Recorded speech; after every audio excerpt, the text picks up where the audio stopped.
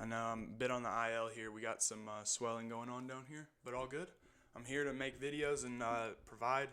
Yeah, I'm about to go over the flaws of the champions that we have right now. None are gonna be attacking them or making fun of them. I'm just gonna be talking about their skill set basically, and some of the worst matchups I think in the division are for them. So first up, we have flyweight Alexandre Pantoja, great champion. People that call him boring are the casuals. You have to let them go. They're casual fans. They don't understand. This guy's had very entertaining fights. You go back and look at before he was a champion, he's had very entertaining fights. People just talk shit. It is what it is. But let's go over his weaknesses and strengths. Strengths. Look, one of the best grapplers at flyweight, one of the best grapplers in the UFC. Ability to hold you down is insane. I mean, when I look at grappling, I look at the ability to hold you down and beat you up and really control you. That's what I think grappling is, and people have other definitions. I know that's what I think it is. And Alexandre Pantoja is easily a top 5 grappler in the UFC. I mean, he's been able to control anybody that's been in front of him. Moreno, able to control Moreno a little bit. Royval controlled him. Urseg controlled him. All these guys. Look, this guy is elite on the ground. He doesn't have that many submissions, but when you look at other good wrestlers, they don't have that many submissions either. But anyways, this guy is so good on the ground. But he's other things too. But very durable. Look, he can't get put away, man. I don't know what it is. I've seen some bombs landed on Pantoja. I don't know, man. Like the Brandon Moreno fight. That's another fight for you casuals that think that Pantoja's boring. Go watch that fight, please. Since that was a really boring fight. That was so boring, man. You think that's a boring fight? I don't even know. You just probably shouldn't watch UFC. Just go watch Bare Knuckle or something, man, because I don't know how much more entertaining you can get. But anyways, yeah, he's so durable. He's been hit by like a ton of shots. I've never seen him go down. This guy is, very durable, very durable.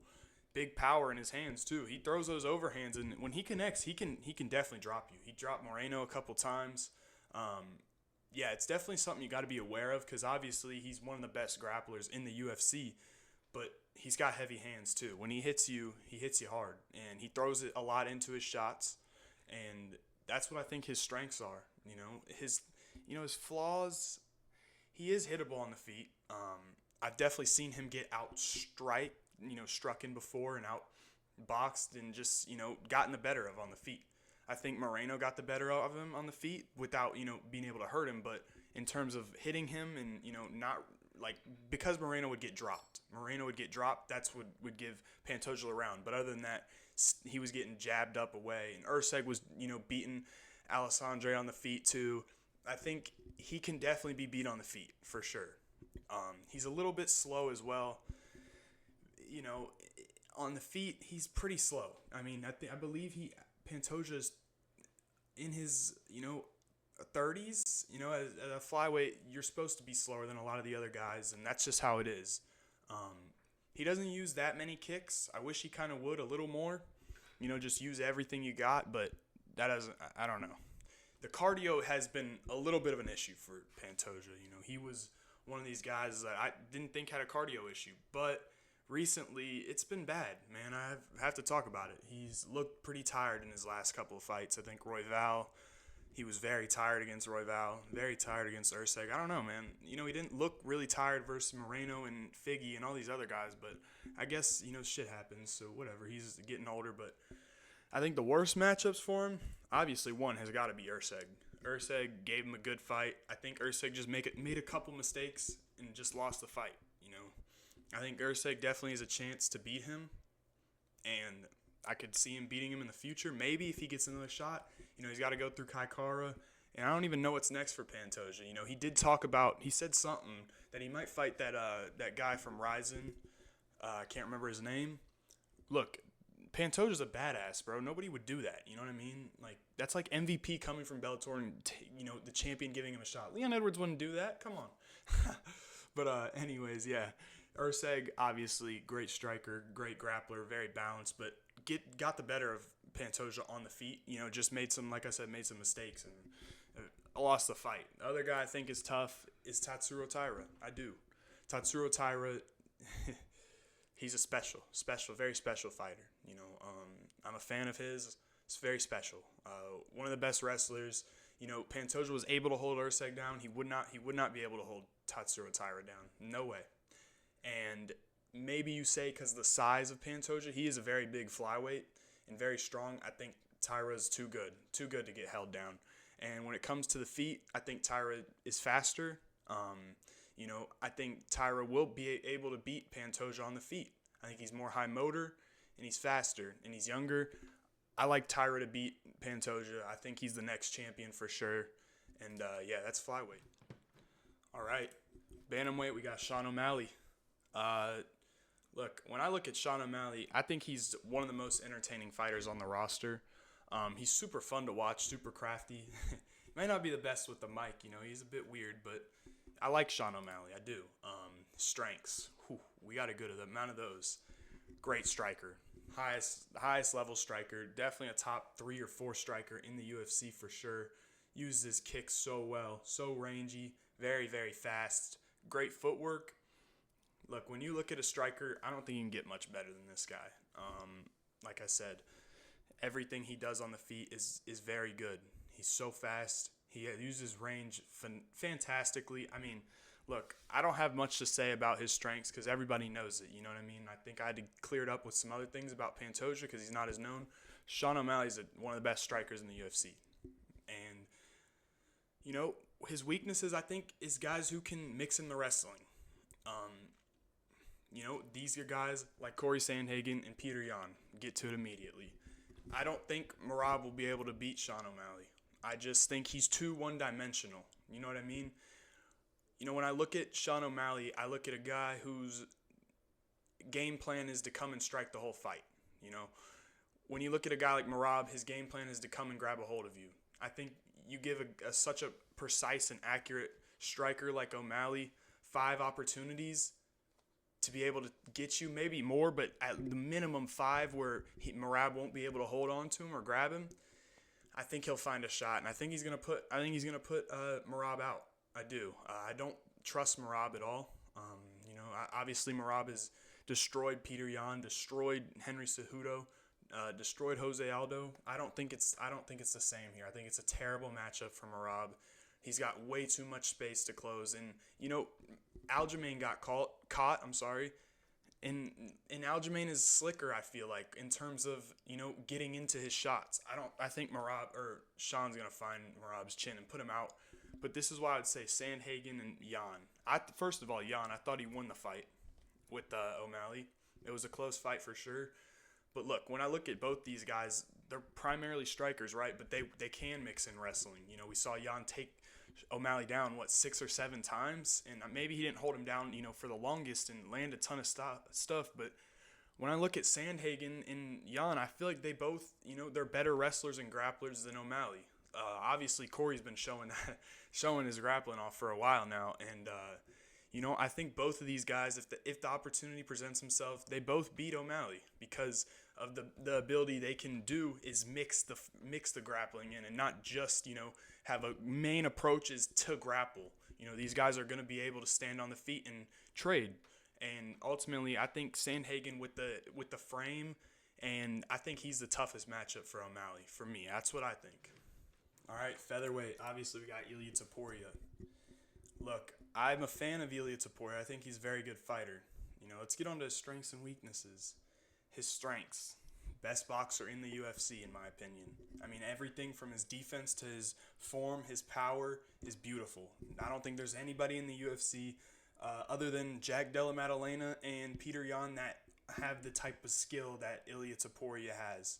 I think Ilia is, 1, and I think Peter Yan is 2, and then I think Jack Della is 3, because I think Jack Della gets hit a little too much, but his offensive striking is beautiful. But look, like I said, great boxer, best boxer in the UFC, so dangerous, so much power, you got to be aware of it, and great wrestler too.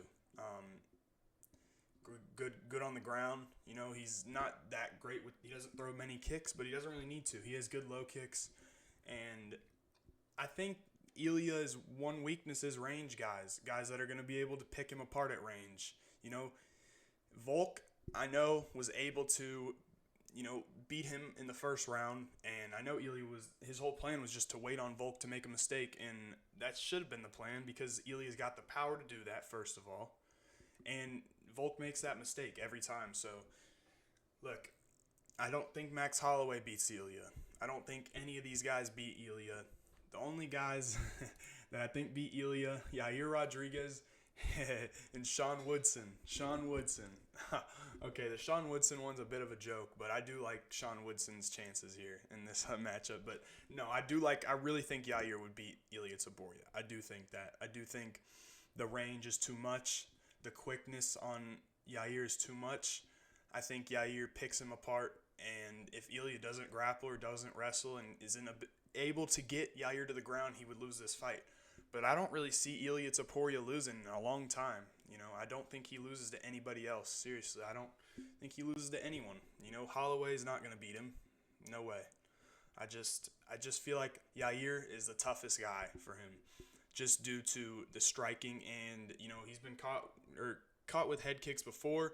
And I'm not saying that shit happens, but when you're going up against a guy like Yair Rodriguez, who's going to launch him at you from anywhere at any time, it's very dangerous. And I think Yair gives him a very tough fight, unless, like I said, Ilia can go out there and wrestle Yair. And Sean Woodson pops the jab and throws these nice feints at him. But yeah, let's get. All right, lightweight, we got Islam Makhachev. Pound for pound #1 fighter, very well balanced, mainly a grappler, I feel like, but obviously he's a great striker. And yeah, this guy is, it's hard for me to find a weakness, but it's hard to find a weakness, but his strengths, top tier grappler, ability to hold you down, nasty on the ground, submissions, ground and pound. Look, like I said here, pound for pound #1 for a reason. I think he's a great striker as well. The weaknesses, though, he doesn't hit that hard, but I don't think he really needs to hit that hard. I don't think Islam Makhachev is, plans on knocking you out with the hands. I don't think he hits that hard to knock a lot of people out with the hands, because I think he doesn't want to overextend and leave himself open to possibly getting countered, and I understand it, and it works well for him because he's fantastic defense. He's one of the hardest guys to hit in the UFC. Seriously, nobody can really hit him well. A lot, I'm sorry. And I do think he gets a little bit complacent, in the Poirier fight, in the Volk fight, he kind of slowed down a little bit, and I don't like that. But, look, it's hard to find, weaknesses. This guy's an unbelievable fighter, and completely destroyed Dustin Poirier. But, yeah, worst matchups, Arman Tsarukyan's got to be there. A guy who can pretty much match him in the wrestling category, can match him anywhere. I do think Islam's a little bit better wrestler, but when I look at Arman Tsarukyan, I look at a guy who Islam's probably not even going to try and take down again. Maybe he does, but I think if he tries, he won't be able to, and won't be able to hold Arman down for more than 30 seconds. No way. Obviously, I think Arman on the feet is a little bit faster, a little bit more power. Not really, but faster. I think Islam, when it comes to striking, I think he's a better striker. Defense is better. His hands, I feel like, are cleaner strikes. And I think Islam would win by the decision, like you did last time. It would be like a 49-47. It would be close. It would be a close fight for sure. I think it'd be a very close fight. I got Islam there, though. And then for the other worst matchups, I think it's Ilia, man. Ilia's a very good wrestler and, a power puncher, a guy who can shut your lights out. Like I said, I'm high on Ilia Topuria. I think he's really good. He's, Islam's going to better hope he can get Topuria down because, he's going to struggle on the feet. I think if Ilia, people talk about Ilia being a bigger or smaller featherweight. He's not a small featherweight at all, dude. When I see this dude off camp, he is fucking huge. He's huge. He's got to be up near, he got to be up here near 170, man. He's huge. Obviously, Islam's a massive lightweight, too, but I think this be a great fight. Better than O'Malley and Topuria. I'd love to see this. Look, this would be an incredible fight. Obviously, probably never going to happen because Islam will move up if he beats Arman, but you never know. Shit happens, so yeah. All right, next up, probably the most overrated champion in history, Leon Edwards. I said this before, I don't think he's that good. As you'll see from my worst matchups, I think there's a lot of guys who beat this guy. I think he's one of the worst champions we have in the UFC in terms of skill. I don't think he's the best in his division. I don't think he's, very close, to be honest with you. I think he's maybe a top 7 contender, 6 or 7. I don't think he's that good. But anyways, let's get on to his strengths and weaknesses. Strengths, look, well-rounded fighter. I mean, he took down Kamaru Usman. People act like that shit should be, engraved in the record book, but whatever. Look, I can't even explain this better. Well-rounded, but not elite at one specific thing. Am I wrong, man? What is he elite at? What is Leon Edwards elite at? I don't think he's elite at anything, to be honest, but whatever, man. I'm not going to spend way too much time talking about good things about Leon Edwards because I truly believe he's not good. I don't believe he's good. Weaknesses: no chin, no heart, pillow hands, and no personality. I said I wouldn't talk about their personality, but I couldn't hold myself not to do it. But yeah, this guy's not that good of a champ. I think he's the worst champ in the UFC right now in terms of skill. But yeah, let's get on to his worst matchups. Jack Della Maddalena absolutely tears Leon Edwards up, boxes him to hell, tears him up. Oh my gosh, I can't even imagine. Anyways, next up, Ian Gary. Leon Edwards doesn't beat Ian Gary. Ian Gary's faster on the feet. He is way more crafty on the feet. I think Ian Gary beats Leon Edwards, probably a 50-45 decision. Bilal. I mean, this is obvious too. Bilal absolutely destroys Leon. We're going to see it. We're going to get to see it July 27th. Yeah, and hopefully they don't rob Bilal because I'm thinking it'll be a decision. But I just ordered some Bilal merch too. I'll be wearing it probably in my next video. We'll see when it comes. But yeah, Bilal, obviously. Shavkat. I actually think Leon Edwards has the best shot at Shavkat. Out of all these guys, I think Leon Edwards does have the best shot at Shavkat just because of the way he fights. But yeah, I don't think, another thing I don't talk about Leon is his cardio. I don't think it's good. He pretty much folds in every fight, but it is what it is. No, we'll be seeing a new champion soon, so this guy's will never be on my list or probably be mentioned on my channel ever again. So yeah. Middleweight, Dricus Du Plessis, one of my favorite fighters. Obviously, this guy's so entertaining to watch. Underrated with the mic. People don't give him enough credit, whatever that's supposed to mean. Whatever he said that shit about Adesanya, that shit was a good one. Anyways, I got to talk about his strengths. High motor. This guy's, people talked about, his cardio, and I still don't think he's got the best cardio. I do think, there's still answers or questions to be answered. Big power. Very big power. Funky style, he's hard to deal with. And physically imposing, super strong. I mean, probably very, very strong. This guy's a problem. Very, very good fighter. One of my favorites, like I said. His weaknesses. I think he's open to counters for sure. His body language. His body language isn't the best. He doesn't always look like he's ready to fight, and he's there, but he's really, I love this guy. I love watching him fight. He's one of my favorite guys. But I think guys that are going to give him problems, the worst matchups, Adesanya, I do. I think the takedown defense of Adesanya is a problem.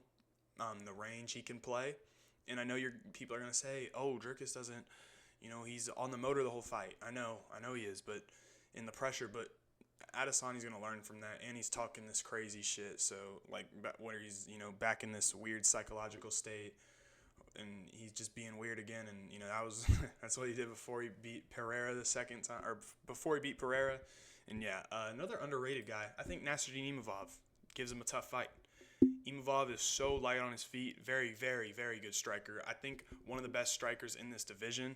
I know he lost to Sean Strickland, but I really believe in Nasruddin Imavov to be, possibly a top 5 contender for a long time and a title challenger in the future.